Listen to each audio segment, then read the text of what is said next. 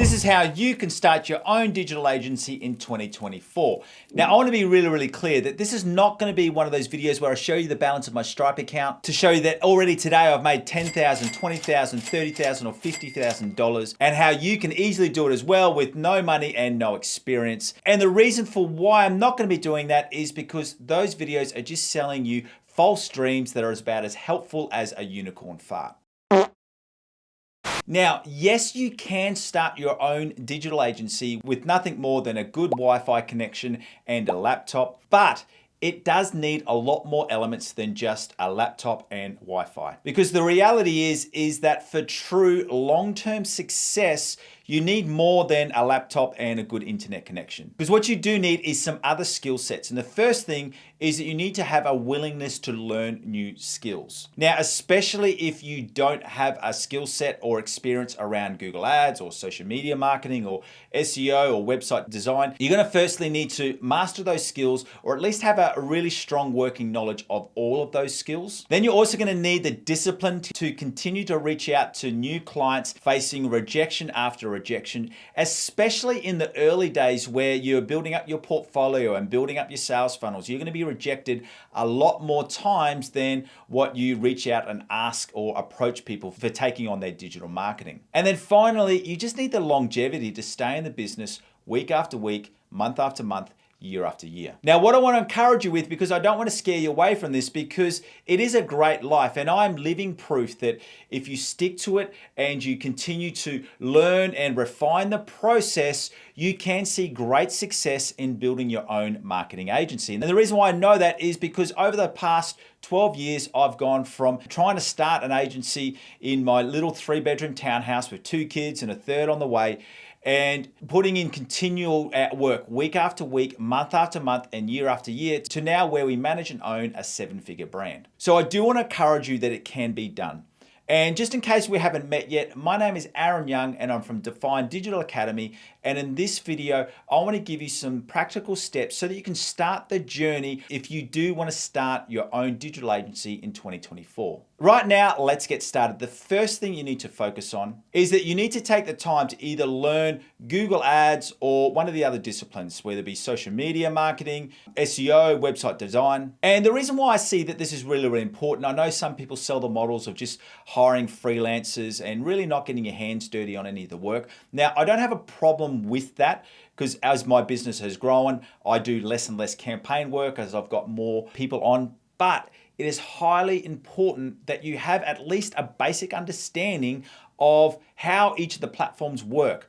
Otherwise, you just don't know whether the freelancer is actually doing a good job. And then obviously as well, especially if you've got any face-to-face sales meetings, or if you've got a team doing your sales meetings, you want to be able to give them the right information so that you know what is happening and you can be ahead of any mistakes. I've seen time and time again where people have just completely freelanced it, not knowing anything. They've signed some clients and then they've lost them just as quickly because they weren't able to keep their freelancers or their contractors in check because they had no idea what they were doing. Now, if you're a complete beginner, I would recommend that you do start a certification program like the Google Ads certification. Now, what I want to let you know that with the certifications which are run by Google or Meta or the other platforms is that they're not going to teach you to become an expert, and they're definitely not going to mean that because you're certified, you're going to instantly sign clients. But what they will do is they will give you the basics of how the platform works, and it does teach you the language that you need to know so that you can better understand more detailed tutorials like you see on YouTube and like you see on my YouTube channel. And of course,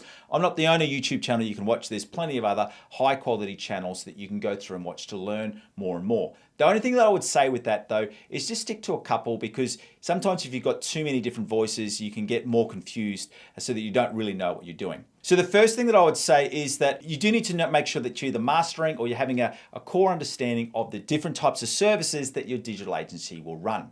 Now, the other thing that I would say with that is that even as you become more experienced, but especially at the start, you want to systemize your optimizations. So what I mean by that is that you want to have a process in place so that you know exactly what you're doing every day, every week, every month on your clients' campaigns.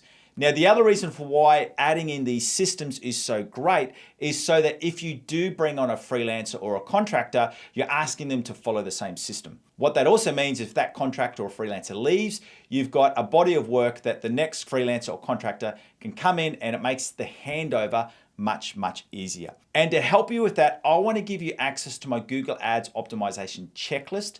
And this is a checklist of all the different optimization actions that you need to complete for running a successful Google Ads campaigns. And it also lets you know how often they need to be completed, whether it's every week, every month, or every 90 days. And this is a checklist that I developed that I don't only still use myself. After being doing Google Ads for 12 years, I still use this checklist myself.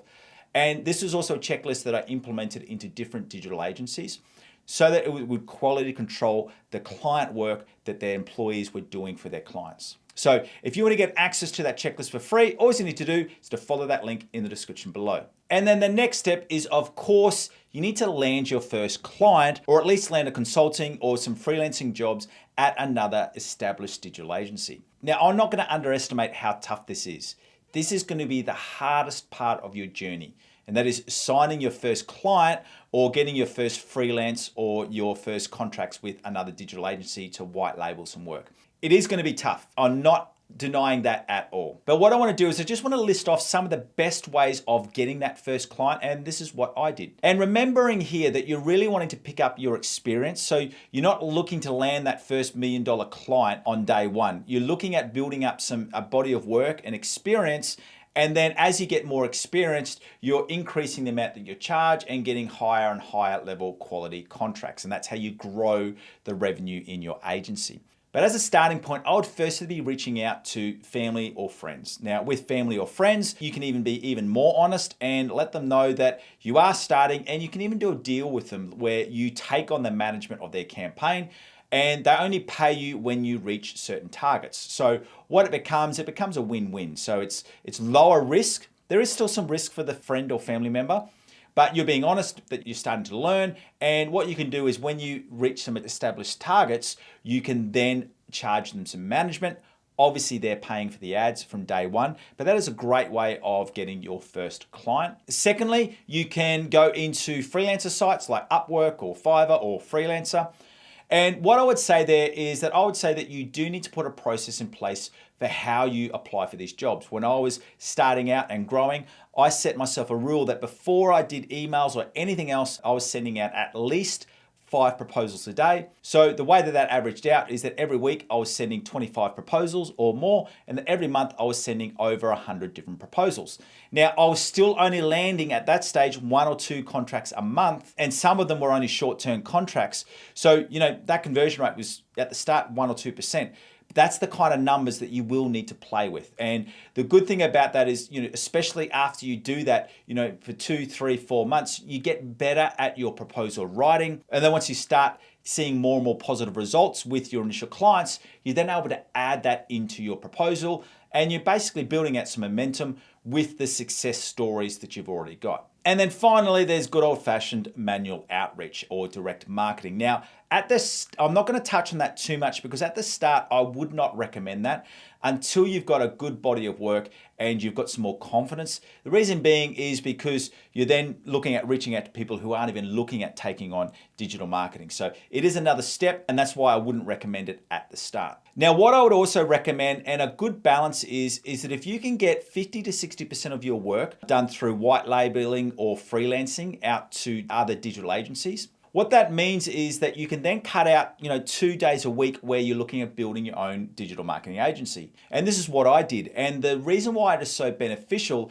is because the work that you're doing for the digital agency, it gives you 2 things. One, it gives you a guaranteed income or a steady income. You're earning enough money to support yourself and your family and your living costs and all of those things that you need to do while you also build your business. One of the things that I used to do is that Tuesday through to Thursday, so Tuesday, Wednesday, Thursday, I used to do work for the digital agencies, and then I reserved Monday and Friday for building my own digital agency. Now, you can break it down any way you want with the different days as to what works best for you, but you can see the point there where you're basically looking at freelancing or white labeling to another agency, so you've got some income coming in while you build out your client base. Now, the other benefit of that is as well, is that when you're working with that digital marketing agency, is that you will be getting access to some larger clients, and it'll be a faster way for you to increase your experience. So, if you were to work at an agency for 2 to 5 years, you would have a massive body of work, and realistically, you would have worked on large accounts from all different niches. So you've got a really well-rounded skill set so that you're in a better place to land your own clients, and that you've actually got the confidence and the skills to successfully manage those campaigns or successfully oversee the contractors and freelancers that are going to be managing your direct client campaigns. So then the third thing comes to, once you've got clients, you've got to make sure that you're creating systems that work for you.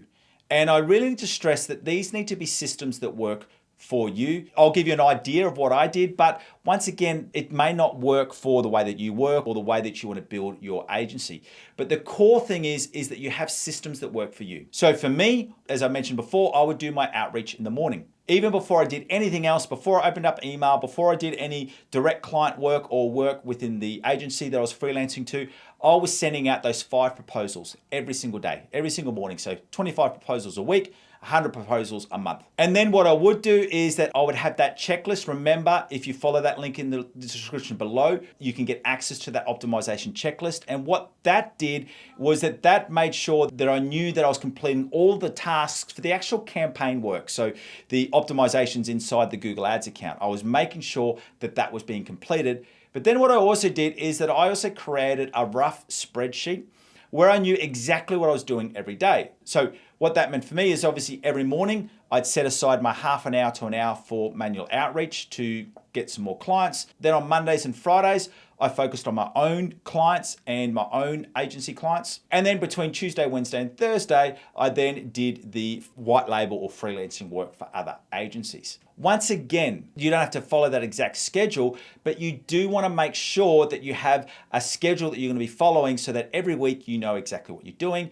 And then finally, you want to systemize your reporting. And the reason why that's so important is because if you don't have a system for your reporting, it can get really, really time consuming. Now, what I would use is that I set up a simple report in Data Studio, which is now called Looker Studio, and then I would do a Loom screen share. And the reason for why I found that so powerful is rather than sending a long-winded email to my client who didn't really know what I was talking about, I was able to do a screen recording, take them through the dashboard of results, and then also take them into the Google Ads campaign or the Facebook ads campaign and really explain what we've been doing and what we're looking at working on in the next month. And the reason for why that was so beneficial as well is it pre-answered a lot of the clients' questions. So that would be the other thing I'd be looking at. Now, with all of those things, as I said, you don't need to follow that line by line, but what you need to make sure is that you have your own structures in place that work for you and your workflow. And then finally, you need to find trusted resources that can help you along your journey. At the start, it'll just be you, but as you start to grow and as you start to build more and more clients, you will need to fill out some different resources. So for me, because I worked out really early in the piece that I really enjoyed Google Ads and that's what I was best at, I built a team of other freelancers and contractors who looked after my Facebook ads, my SEO and my website, or all other different aspects. And what I want to give you a pointer there is that remember how I've been referencing my checklist time and time again. That was a great tool that I used for all of those freelancers. So I was basically letting them know what we wanted them to do, how we wanted them to do it, and that way it created an internal reporting template. So at any time throughout the month, I knew what they were up to and what they were doing. And all of that was run on Google Sheets. And the only other thing that I would say about appointing a freelancer or a contractor to work with you is that I've always recommended, and I strongly encourage you, is to complete a video meeting on Google Meet or on Zoom so that you can see the person face to face. And what I also like to do there is I also like to ask 1 or 2 live questions. So for example, if you're wanting to put them on for Google Ads, I ask them some questions about, how do you work on increasing click-through ratio? And I actually want them to take me through a screen share of what they're doing. Same as, for example, if you're looking at employing someone for SEO, ask them a question about, how they create their content. So you can actually see what they're doing and you see it in a live response. And if they're not able to do that, it was a big red flag that not someone who's going to be suitable for my team. But above all of that, remember that discipline and focus in just sticking to your tasks and making sure that you're continually reaching out and working on your skill is going to set you up for great success with creating your own digital agency. So once again, thank you for joining me. My name is Aaron Young and I'm from Define Digital Academy. And remember, if you want access to the optimization sheet, just follow that link in the description below. And if you'd like to know how to correctly set up and also optimize all of the different types of Google Ads campaigns that you'll need in 2024, I've created a playlist which is called Get Google Ready, and you can watch that collection of videos right here. Thank you again. See you next time.